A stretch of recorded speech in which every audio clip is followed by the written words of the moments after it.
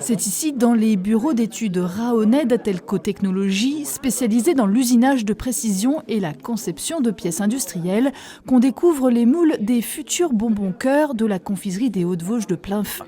Ces deux entreprises sont primo-ambassadrices de la nouvelle marque de territoire créée par l'agglomération des Hauts-Daciennes. 55 sociétés adhèrent depuis peu. Saint-Dié, Vallée des Vosges Vivre, s'appuie sur la marque du département Je vois la vie en Vosges pour rayonner. D'abord, c'est effectivement regrouper notre territoire, faire en sorte que nos partenaires économiques se connaissent et aient envie d'aller plus loin. Donc, bien sûr, on va rayonner au niveau de la grande région, on va rayonner au niveau du département, mais il faut d'abord avoir une équipe soudée autour de l'agglomération de Saint-Dié-des-Vosges. L'important de cette marque, justement, à laquelle on va appartenir, où on appartient, c'est de pouvoir développer avec des entreprises locales, notamment des personnes auxquelles on ne ferait pas forcément attention, qui ne sauraient pas forcément ce qu'on fait non plus. Donc le but, c'est vraiment de pouvoir capitaliser sur cette marque. 25 salariés travaillent sur le site qui génère près de 3 millions de chiffres d'affaires grâce à des clients d'importance comme Garrett Motion, situé à Thaon-les-Vosges, groupe spécialisé dans le turbo automobile.